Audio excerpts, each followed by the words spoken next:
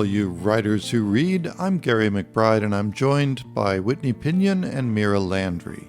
Now, we've all been told that to become better writers, we need to be better readers, but no one says how. Well, this podcast is all about how.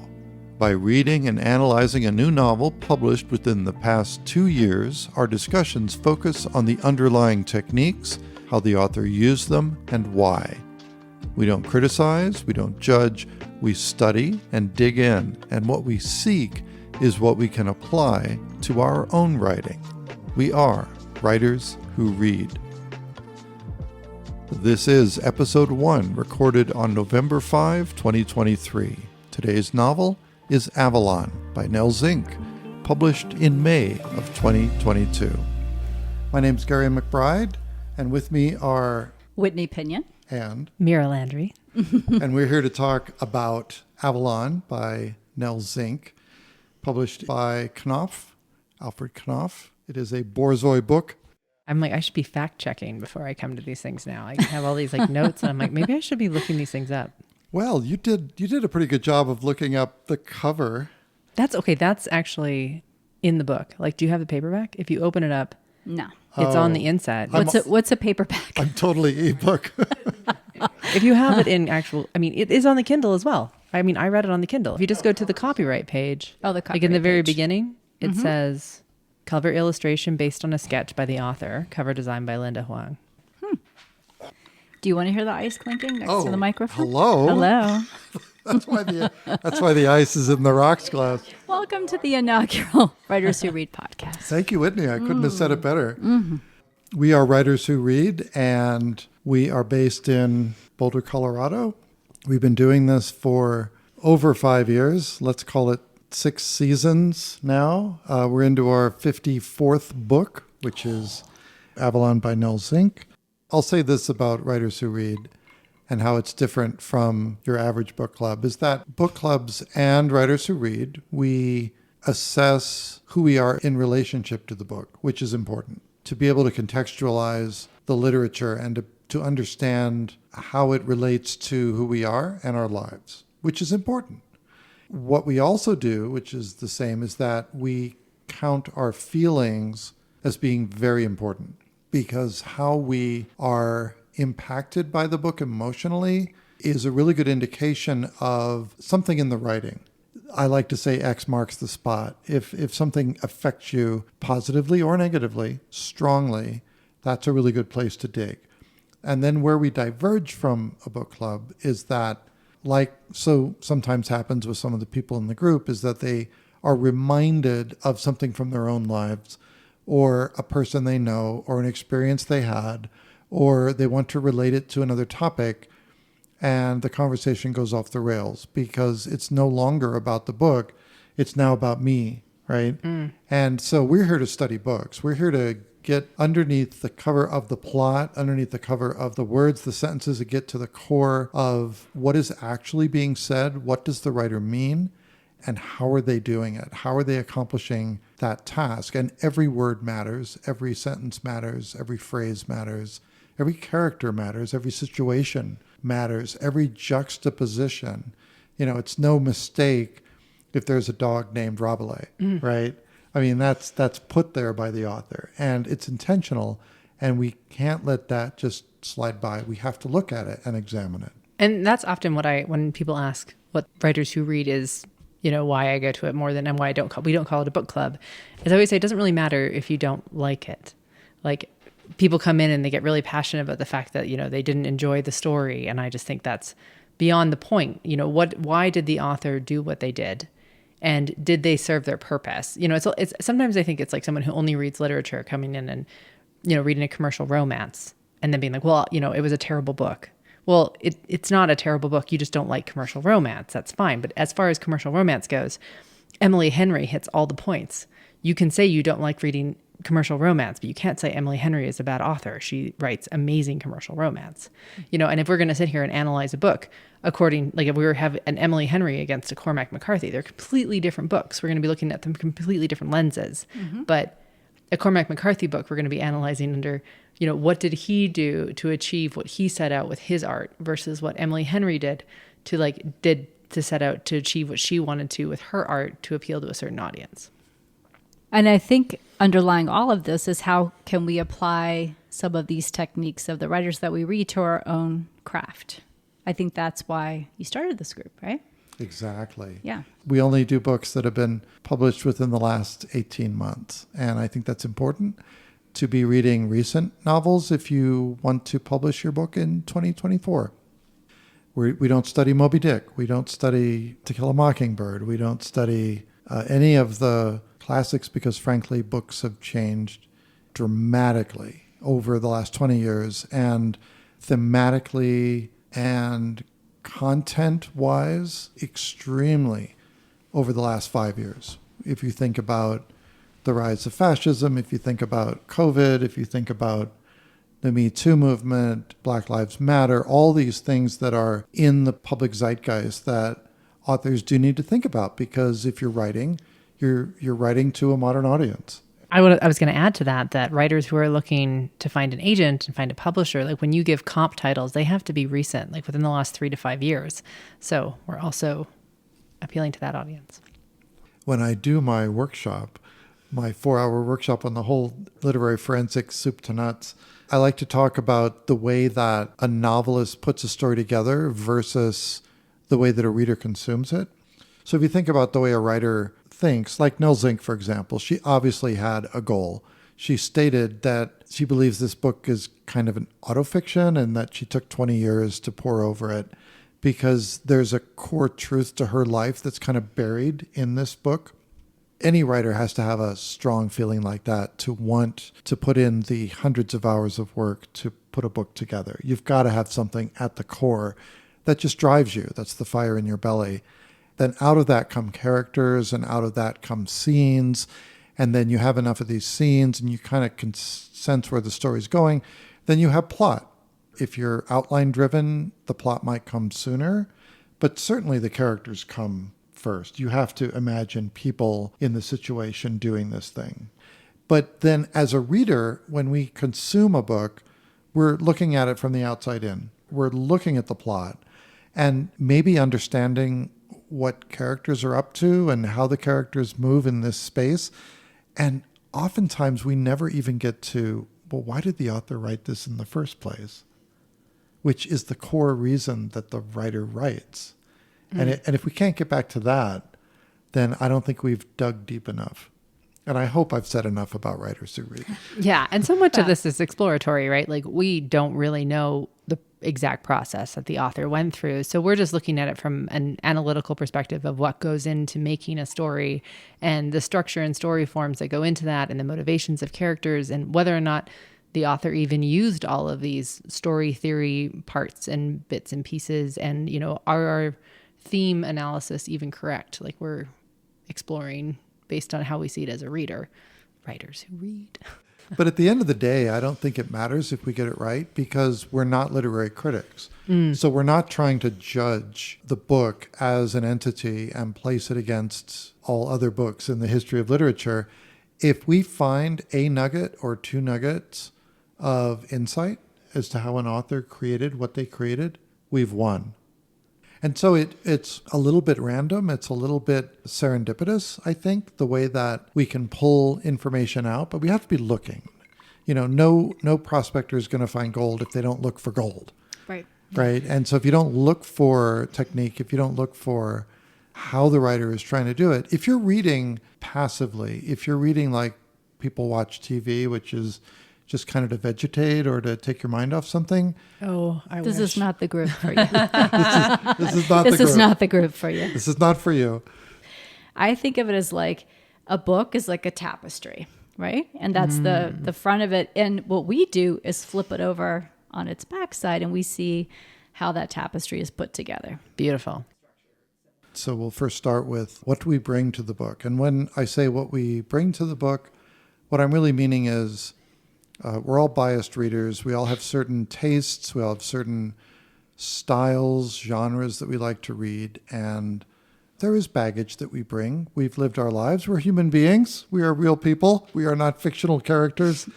And we need to think about that when we consider how we're going to put any book that we read through the prism of critique or analysis or studying to, read like a writer.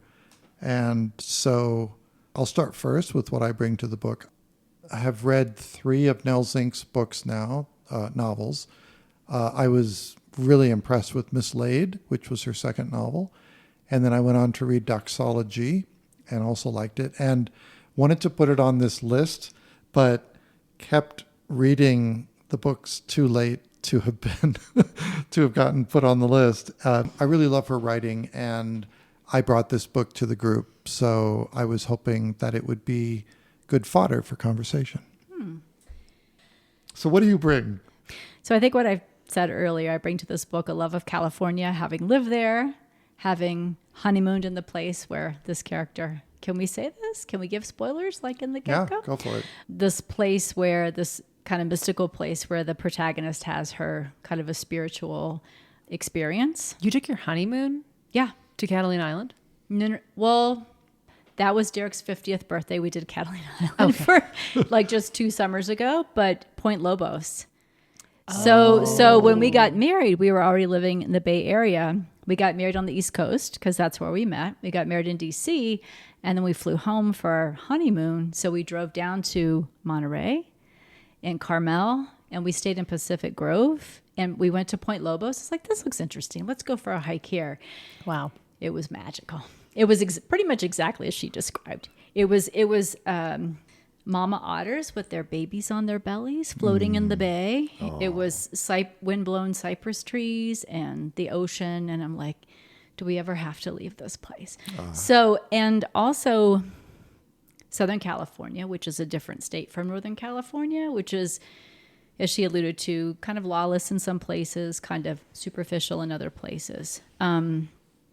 Anyway, so I bring a love of California, a knowledge of California to this book, and appreciated all the places that she sprinkled into the narrative. So have you read Nell Zink before? I have not read Nell Zink before. I think I said this in the meeting. I found her language a little confusing at times. I think she could have used an editor to kind of clarify some muddy sentences, clean some things up for her that were kind of, a little oblique. But yeah, and I don't even know who she reminds me of that I've read before. And I honestly don't know if I might give her another try. But this was, I have to say, usually you and I have the same taste in books, and this one was not one of my favorites. Wow, what a great place to start a podcast series on a disagreement. Disagreements, because we're usually in agreement. But this By the way, I love disagreements when they come up in the I group, know, don't and I'm like, I gotta disagree with Gary at some point. Those are the people that somebody has to be and I couldn't believe, I thought, I'm going to show up and there'd be a lot of people unhappy with this book. I was actually surprised how many people like this book. Wow. I feel like everybody was pretty well behaved today. Nobody was really doing the whole everybody seemed reserved with their opinions. They were actually really, I always notice this because I get annoyed when people kind of go on and on about whether or not they liked it and how they actually felt instead of sticking to the literature. Oh. And I felt like everybody was really well behaved today and stuck to the literature. Yeah, which makes me happy. Oh, it made me really happy. Yeah, because how are we not like a book club? We don't care how you feel. We don't care how you feel about the book. We don't care how you feel about the book. So what do you bring to the book, Mira? I have never read a Nell Zink book before, so I hadn't heard of this book, didn't see it on a buzz list, and wasn't going to read it, actually. We talked about this. It was not on my list. I twisted her arm. I was going to skip this book, mostly for those reasons. I didn't know Nell Zink, and I hadn't heard of the book, and I was really excited about the next one, and that we have coming up, if you haven't heard of it. Trust by Hernan Diaz. Nice. So, not having read it, I started reading on my Kindle, and I always read manuscripts on my Kindle. I should mention, I work for a literary agency, so I do evaluate manuscripts and queries that come in, and I always read those on my Kindle. And I normally don't read actual books on my Kindle. I try and read them in paperback or hardback, just because that's my preferred form.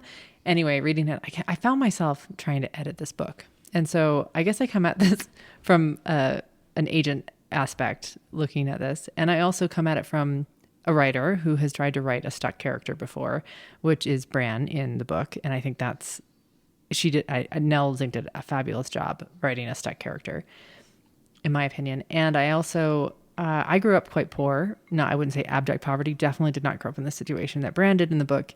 But the experiences that she has as feeling as an outsider in the book, I found super relatable. So that's what I bring. When you say stuck character, can you just give more detail Elaborate. on what that means? Yeah. So in classic storytelling, most writers who have studied any kind of story theory know that from page 1, your character needs to have a goal.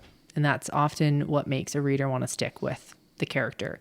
Maybe it's that they want something, maybe they're trying to get away from something, but there needs to be something that they want in order to create some momentum. And so the difficulty in writing a stuck character is they often don't believe they're capable of anything. Maybe they don't want anything, and it's very static, and you can't have a static protagonist and then push them along. But the thing with the appealing nature of a stuck character is that you should want to root for them. You don't want someone to stay stuck, but to put that on a page is really difficult. And I think Zink did a great job of using alternate literary techniques to make the reader stay connected to the book and want to see what happened in the story to get Bran through that stuck section of the book. Well, one of the things that Zink did is she put the end of the story on page 1. Mm-hmm. And without context. So there's a person named Peter, there's a person named Bran. You don't really understand their relationship. Bran falls down a hill.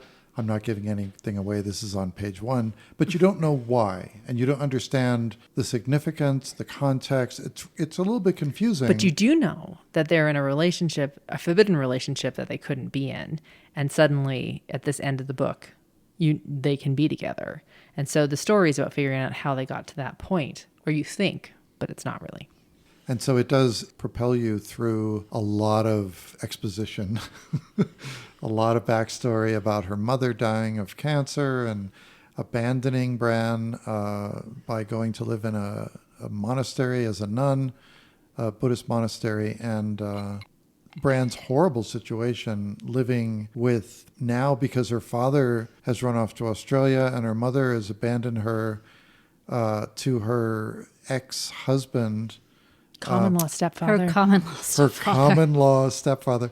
And then his son, his father, Grandpa Larry, I guess. This just horrible, horrible cast of characters who run an illegal nursery, which is actually owned by the state. So God knows how this can even exist. I mean, they don't actually own the land. They don't own the business, but they do run drugs, I guess. And there's a biker gang that's their home base. And there are illegal activities going on. There is crime happening. And the nursery seems to be a front. And Bran is their slave laborer. She's been working since she was 5. And she has no family and nowhere to go and no power. And so, like you say, she is a stuck protagonist. And she stays stuck. She stays stuck until probably past the 50% mark in the story. She doesn't believe she's capable of achieving anything, even though there's interesting things happening in her life and she's meeting people. She herself has not moved place or position or even dreams of it. As with many family businesses, the key to the enterprise's viability is unpaid labor by women, children, and recent immigrants in need of a place to lie down. It was one of the more highlighted texts in the book. And she says, I was never considered a member of the family unless they wanted something from me, which is the sentence before the passage that you just read. See, this is like why I'm not a pantser in novels. I need an outline. And why don't we talk about that? I mean, do we think she's a pantser or a plotter? This came up in your meeting. Well, I have my theory. Well, when you do the analysis of the length of each chapter, when you do, you find 12 pretty much evenly sized chapters.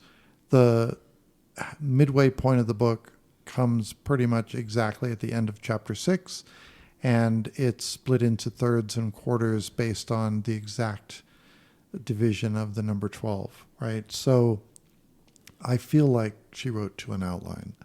I definitely agree. According to scene structure even, there's this sort of palindromic sense from the beginning to the end. I like how I use hand gestures.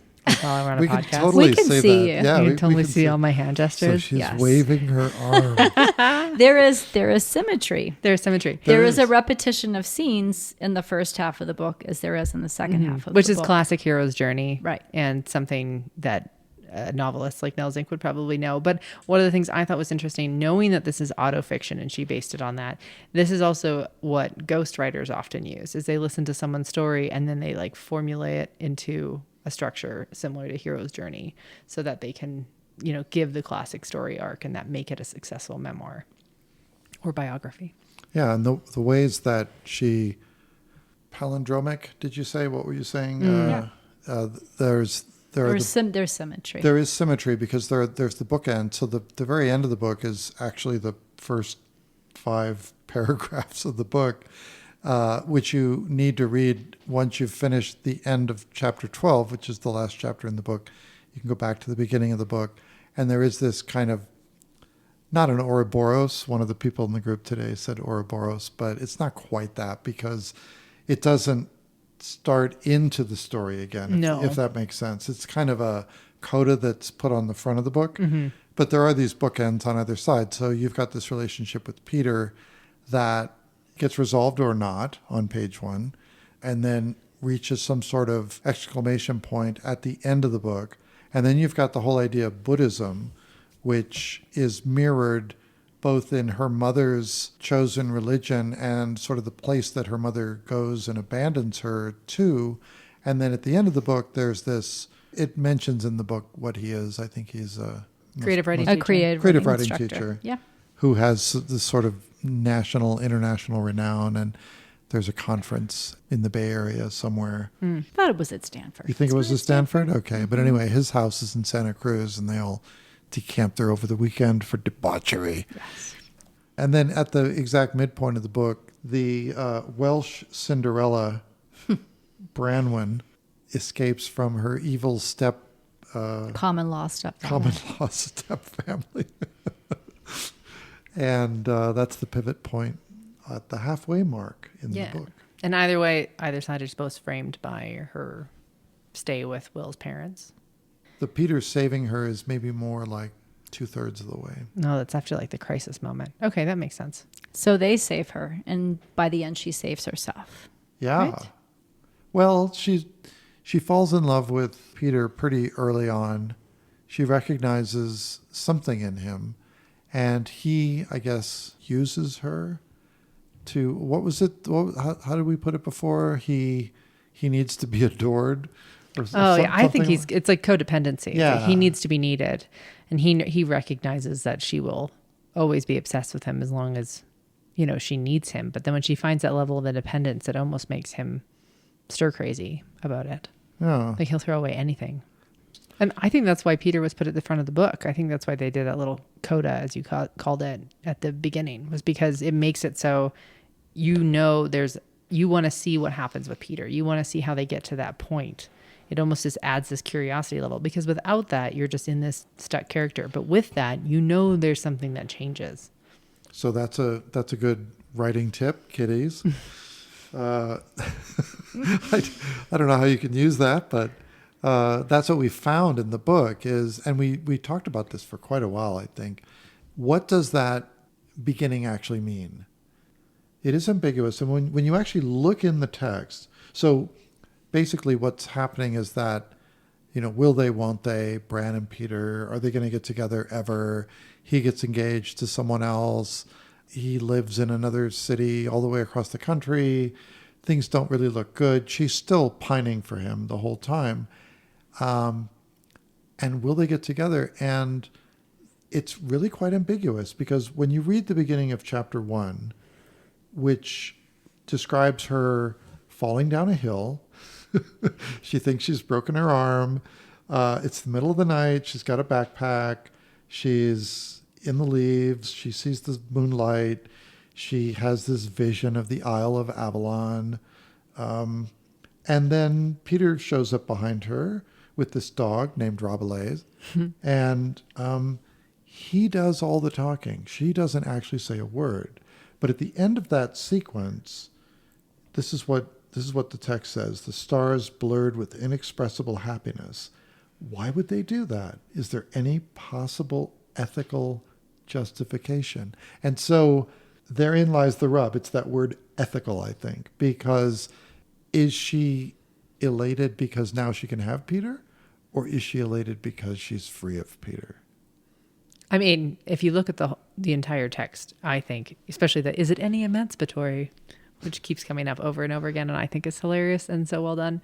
To me, the main plot of the book is not to do with Peter. He is more of a plot aspect, and it has to do with Bran discovering herself and discovering what she's capable of and growing out of this life that she was in.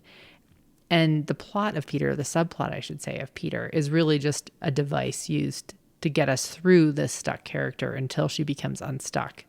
So that, to me, that line at the end, is it an ethical justification is more about her realizing, for the first time that this is not ethical, that she doesn't, that Avalon for her of Peter doesn't actually exist.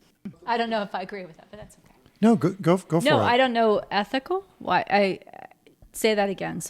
Well, is there any possible ethical justification for the stars? And literally in the book, the stars blurred with inexpressible So she's projecting happiness. onto the stars her own emotions. Of course. Yes. Yeah. But is there any possible ethical justification? So in other words, stars blurred with happiness, that's fine. That's poetry. That's a poetic expression, right?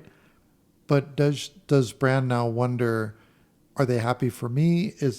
Why am I so... Why is there any possible ethical justification for the stars to blur with inexpressible happiness? And to me, that word ethical is implying more of is there an ethical reason for me to be with Peter? Is there an ethical reason for me to be happy about being with Peter? I thought ethical might have referred to the relationship Peter had with Ysera. Oh, and, okay. Maybe. Well, they're very freshly broken up. Exactly. Yeah. Does she have a right to be happy about about this his destruction of unhappiness, his I guess, right? engagement? That's Kind of how I interpreted that. I love right? that. Yeah. No, that's really good. Well, suffice it to say, the opening is ambiguous, right? There are lots of ways you can read it, and I know that's done on purpose. Of course. We know Zink and did that it's on purpose. deliberately confusing so that you're sucked in because you want to know the answers to these questions. Absolutely. And so I think it takes you through a lot of exposition that you wouldn't normally be able to get through. Right. Very easily. You wouldn't be able to lead with that normally. Right. Exactly. Because there is a lot of exposition. Like all of chapter 1, the rest of it is a hell of a lot of backstory. It's a lot of backstory. Yeah. Is this good writing or bad writing? Well, that, dear listener, is up to you. Because we're not here to judge. We're just here to observe. Whitney was definitely judging. Totally. During the discussion? Yeah, of all the $10 words. Well, let's talk about the $10 words. Let's talk about that. Because Nell Zink has got one hell of a vocabulary. Can we say this? So multiple languages of vocabulary. Oh, yes. true. Yes. True. German, French, Latin. And so... Spanish. And Spanish. And it does bother me when I said this in the meeting. It bothers me when I feel like there's authorial intrusion on a book. Yeah. Like where you're with autofiction? Well, I didn't know this was autofiction. So I didn't go into this knowing this was like autobiographical, like thinly veiled memoir or autobiography. I did not know that. So when she's throwing out the $10 words, I'm like, what is that? This character, would this character know this French about the wealthy elite, and or homo soccer. Well, that was actually homo soccer. Homo soccer. Yes. Although I think that was a term that Peter used. Yeah. And that so Jay and Bran and were so like, that what? they But she understood what it meant. Yes. No, she was making the joke about homosexuals playing soccer. Yes, homo soccer. But then a paragraph later, didn't she say that it means I'm fair game? Did she? Yes. Wait. Here, let me look it up. I remember her not understanding in the beginning. But throughout the book, even within the first chapter, when she's talking about her mother's death and the monastery, and she uses the word epiphenomenon, which I had to look up because I've never seen that word in my life. What does it mean? A secondary effect or a byproduct that arises from but does not casually influence a process. What the fuck? What? What does that mean? I still don't know what that word means. Repeat it one more time. It says a secondary effect or byproduct that arises from but does not casually influence a process. So you're looking up epiphenomenal. Epiphenomenon. Is an epiphenomenon. That I don't know what it means. Well, no, it's a secondary process. It's a secondary process. My point being, so we're apparently in the part of the book when she's talking about her childhood, and her mother dies when she's 10, I think, 10 years old. Yeah, I think so, 10. Left her when she was 5. Why would a 10-year-old drop in a word? So the first chapter, I'm like, why is this word here? Right. Who's telling this story? Right. Who's the narrator, and why is she using this word? So it's not fair for a novelist to throw stuff at you without being upfront about kind of what's going on here. But Yeah. I think we can infer, or at least I inferred, I don't know correctly or not, Right. but that this is an older Bran Yes. telling the story of a younger Bran, because a younger Bran just wouldn't have that vocabulary. And Exactly. She wouldn't have read that many books because the Bran in the story owned 4 books. Yes. Now, she had a library card when she was at school, and then Will's parents or Will's mother Susan went out and got her a library card, Yes. right? So she could continue to read books. And Peter gave her books. And Peter, oh, that's right. Peter gave her books. Lots of books. Apparently, I mean, I don't know if I missed it because in a New York Times article I read, it was alluded to that Peter gave her lots of books and almost gave her a MFA or a master's education in literature via the books he gave her. And I was Literature like, did I or miss a line? philosophy? I don't know. There were a lot of books referenced. Yeah. in- So that's in why I there. was like, I thought maybe Peter had given her more books than I understood while I was reading it. Maybe. But Gary, what was your indication that she was telling the story from a distance? It was the insane vocabulary Right. and the insane knowledge of obscure Latin like homo sacer. Right. I did find the quote here. Peter put his arm around my shoulders to give me a squeeze and said, "You really are Branwen," which is the Welsh Cinderella, Yes. right? And it is a Cinderella story. And then the text goes on, "No, it's worse than that, because you're not a queen, but an outlaw, homo sacer, condemned to a bare life under the disciplinary state of exception, ... So this is something that that Nell Zink uses in the novel. She explains it in the novel, that when she can't follow what's going on, If she she'll can't just paraphrase exactly what Peter is saying. she'll just put 2 square brackets and an ellipsis to Yes. say, yeah, he's saying something highfalutin that I I couldn't don't understand remember. what he's saying. But so when you asked, like what was my clue that this is a later telling? Yes. It's things like this. And there is a point early in the book where she says, "I remember this all out of order." Chapter 1, Please go for it. I have trouble recounting my childhood in chronological order. It appears in fragments, like a cord and sectioned apple. So that And was the core, her. and the core is empty, right? Like Yeah. The there's core an falls emptiness. through or something. Yeah, there's nothing at the heart of it. Put it back together there. and the interior disappears. Yes. There we go. Thank you. Thank you, Yes. Zink. Yes. Much better wording than I. Explain the Homer soccer reference more to me. In the book, we were all thinking homosexual soccer. That's what I was saying. I thought it Yes. was funny. She didn't get Yes. it. Is that new internet slang? But the reference was to the Latin title of a book by Giorgio Agamben, an Italian disciple of Foucault, and it meant I was fair game. Open season on me. She compounds the knowledge of Latin with the knowledge of Giorgio Agamben, an Italian disciple of Foucault. I mean, she's just compounding her erudition and sounding less and less like an 18-year-old Right. Yes. than, could be believed, right? And Zink has to know this. She's too smart. She has to know that she's not at all sounding like a kid. Why would she do that? What's the author's decision making? Like, other than to be completely satirical like the rest of her novels, which is the only thing I keep coming back to. Even like half the conversations that Peter and Jay and her are having, and Will and Henry and FIFA or whoever Fifi. else. Fifi. Whoever else are having, like, it just sounds so not in tune with what kids that age would be discussing, even if they are super pretentious and intellectual. on a regular basis. And it's like almost to the point where you could just like skim the words and still get what's going on in the story. And this was a comment in the group today was, who talks like this? Yeah, who talks like that? Who talks like this? So Mira brought up a really good question, which is, why would Zink do that? Right. I have an idea. I'm not sure it's right, but this book takes as its underpinning some concepts of high fantasy. So there's the whole concept of Avalon, the Arthurian Avalon, the Isle to the west, and then she links that in through the book as the city in Catalina, which is off the coast of LA. I think when Will's parents rescue her from her tormentors, she arrives in a Toyota Avalon, right? And then there's the Roxy Music, Avalon, and then the movie that Jay, her friend, makes at movie school at UCLA is called Avalon, and it stars Bran. So I think that there's a whole lot of high fantasy and mythology going on here, and that maybe we're not supposed to take Bran's life literally. I love that. I think that's how a lot of literature likes to go. It's like when people overanalyze it into the structure of like, but that's not how people talk, or that's not how people behave, or that's not how people make decisions. It's like, well, it's fiction. Aaron Sorkin would answer that by, well, none of these characters are people. Yeah.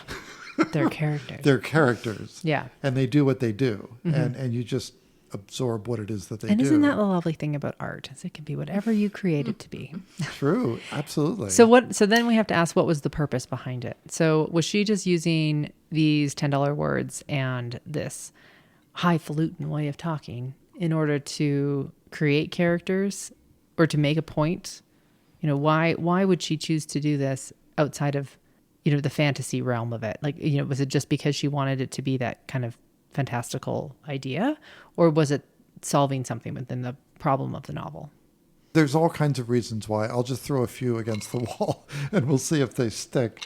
One could be that the author, Nell Zink, has such high aspirations for the book that she wanted to throw all of her philosophy into it. And to get her characters into that, rather than just talking about Starbucks orders or what they bought at the mall, that she throws these hyper-intellectual kids into the mix so that they're immediately talking philosophy. And what, you know, not just, oh, poor me, I'm living in a horrible situation, but what is the philosophical ramifications of submission, of trying to become an artistic being, of trying to break out of the situation we find ourselves in. And I think that interests the author more than realism. I don't know. I see that, and I think that's almost taking it too seriously compared to what I've heard of her other books, in that it's satirical. And I think, I mentioned this in the meeting, that she's writing this from the perspective of somebody who was not educated, who was not in that crowd, who wasn't in college. And I think the exaggeration of it, the hyperbole of those conversations and the way they spoke was meant to represent how confusing and how over the top it sounds to somebody who's not in those circles and just like trying to play a part of it.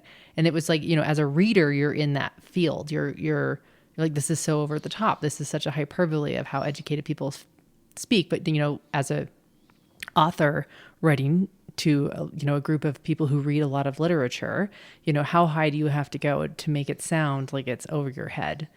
And that's how you put yourself put the reader in the perspective of the protagonist who didn't know, in a satirical sense. My God, I think you've hit it. I think you've hit the nail on the head, because I remember those old Peanuts cartoons where anytime the adults would talk, it would wah, wah, wah, wah, wah. I can't understand a word you're saying because you're an adult.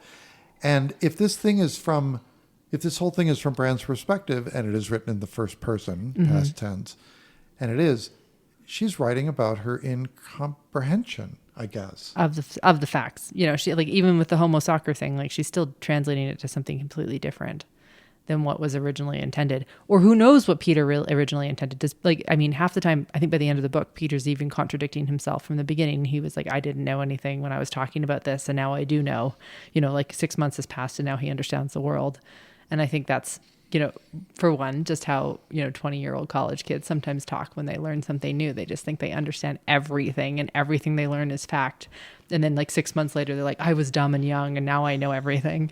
And I think Bran's perspective is simply that she didn't know any of that stuff. And I think the hyperbole of it is...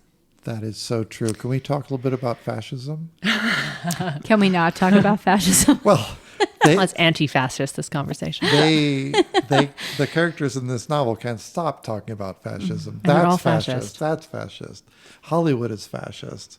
That's a fascist action. That's this fascist, that fascist. I had to stop and look up fascism at one point because I was like, I thought I knew, but then they were calling things fascism that I was like, wait, That am I? obviously weren't. I'm like, that's not But fascist. it's a stand-in. It's just a term that they sling around. Well, that's for when Mira just said, college kids who think they know everything, and then 6 months later they realize, oops, I didn't really know everything.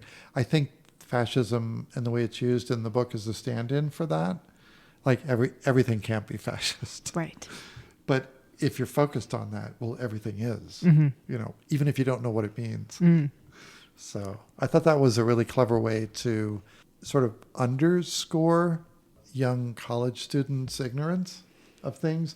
They're dealing with huge concepts, but they really don't know what they mean, if that makes sense. Yeah, and there's more emotion behind it than there is actually understanding or experiencing something. Right. Yeah. Well, like when you said just now that Peter said, oh, yeah, well, I didn't understand what I was talking about before. Mm-hmm. Like he's achieving that realization. Right. Like, but now he thinks he knows everything. Like he learned from his mistakes, and now he's reached the level of all knowing until 6 months from now when he realizes. Can we talk a little bit about how he interacts with Drew Miller? I think he was committing professional suicide. The way he was addressing him. I never understood why. I was like, you could just let this go. Yeah, it didn't make any sense. I think he was. Are you talking about a the conversation about Buddhism when well, they're having? Just at when the three of them are together in Drew's in the kitchen, Mm-hmm. and Peter will not let up on Drew. But then he's looking at Bran like with panicked eyes, like he's like not aware that he's doing, like he's terrified that he's doing this stuff. Has he been drinking? Is he like not yet. in control? No, he had a little. The whiskey hasn't come yet. Maybe he's heady on the fact that they had just been out romping in the pine, romping in Avalon, and maybe but that doesn't make any sense because he seems like a pretty smart, pretty savvy and dude, strategic. yeah, and he was like slitting his own throat in front of Bran. And Bran was like, "Why are you doing this?" I guess unless he was trying to stand up for her, which was the only thing that he really was doing. So. But I don't think there was no reason. There was no reason for him to defend like her. Drew was already going, I'm quick to anger and I've recognized this, so I'm not going to go there. Like he was forgiving them, and Peter kept walking himself into the blade over and over again. Yeah, it was like he pulls out Excalibur and he slays Lancelot. It's like, oops. I was trying to save the maiden, but you just got in the way of my sword. This is a faculty party. All is forgiven. I mean, you saw what happened throughout the rest of that party, throughout the night. There were like faculty who had each other's heads in laps and come hither looks, and yeah. You'll have to read the book, folks. Peter was going to be just fine. Okay, you're sure? Yeah. I also like that tiny little note, but it gave me hope for Bran on her own, that the Italian, the sort of guest of honor, was immediately taken with her and said, oh, I'll give you the contact details for my agent. It was mentioned like twice, yeah. Yes. Yeah. And it's like, okay, fine. She doesn't need no Peter. To me, that was why I keep going back to the fact that I don't think the plot had anything. The real plot of the story wasn't about Peter. Peter was a subplot that kept the reader going along. It was really about her finding her own 2 feet and her freedom and realizing she didn't need anybody to save her. And that was talked about at about like 70% with Susan, when Susan was talking about how, she's really playing up this damsel in distress position and such a victim, and, needs someone to come and save her. And she's acting like that. And Bran justifiably is like, well, the only time my life has ever gotten better is if somebody else has stepped in, and helped me, essentially summarizing, which is very true. And I think that's part of the story. And I think that's a great thing, because often in the hero's journey, like the classic hero's journey story, the hero needs to do it all themselves, but they actually end up very lonely at the end. Like that's part of the classic hero's journey structure, is that they are then on their own because they're so removed from society because of what they've learned and what they've gone through that they can't then, remeld with community. And in this story, she's talking about how she actually needs people to help her and is not, like, the protagonists themselves realizes that before they go through the whole hero's journey. Which it can't be a classic hero's journey because it was a stuck character. But And we're back. I thought it was interesting when she's at the party. The rest of the evening passed like a party the way I always imagined parties, back when I first imagined parties before I had ever been to one. I ate, talked to strangers, flirted with polite men, heard confessions from charming women, felt happy and pretty and alive. So contrast that to how she felt at the beginning of the book when she was afraid to speak, she was shy, nobody could understand her, she was muttering. And she kind of comes into her own that night. I have one final question that I'm interested from both your, and it's strictly opinion. Do you think she chooses Peter? If you, not the 12th chapter, the first chapter, if you're reading chronologically the story and you get to the end, her arm's not broken and she looks up at the stars. Do you think she chooses to be with Peter? I hope no. But what do you think? I think no. When I read the book 2 times, I thought, oh yeah, she's ending up with Peter. And after this discussion, I'm pretty sure she doesn't. Yeah, that's how I feel. I feel like it wouldn't satisfy her character arc for her to end up with Peter. No. Yeah. Although human life doesn't follow character arcs. But maybe that's why she doesn't tell us. Maybe she's like, well, she does, but it doesn't satisfy the character arc, so we're not going to tell you that. So really, we're going to let it be ambiguous and let you figure it out. Yeah. I don't know. I mean, these are not real people, these characters, but Susan and Mark, the Will's parents, where she stayed, was kind of a way station, and living with Peter could be another way station, but it's not necessarily where she ends up. Yeah, I agree. Right, and so that might be a really good way to get her the hell away from Torrance. Yeah. And the threat of whatever existential threats are still waiting out there to suck her back into that horrible life. If she goes all the way across country, she's less likely to get sucked back into that. And so does that mean that the two of them are going to live happily ever after? No, I don't. Absolutely I don't think so. not. Even if No they end way. up together, Exactly. they're going to end up in this horrible cycle. Exactly. And maybe that's the source of her happiness, is that realization. It's like, I've got this, I can have this, I don't need this, I can choose this. Yeah. At least if she ends up with him after that scene, she's choosing it. She's owning it. Exactly. He's not, he had to beg for her. Yeah. Yeah. And she's in control. Yay. Well, Yay, see, this Bran. is why I love the ambiguous ending, because I do think that it kind of lets you be like, well, it's the You happy can and the interpret negative it. ending. Like, you can be like, if you just knew they ended up together, you'd be like, oh, it's another love story. It's a happy ending. And literary people seem to hate that. But if I admit I don't like a tidy ending. No. I do not like a tidy but leaving ending. it kind of open ended I like like this, you can be like, well, some space for it to be up to your own interpretation. yeah, maybe. I mean, how well did you get to know the character? What decision would they make? Yeah, leaves you more attached to the story. Well, thank you, Whitney Pinion. Thank you, Mira Landry. I'm Gary McBride, and this is Writers Who Read.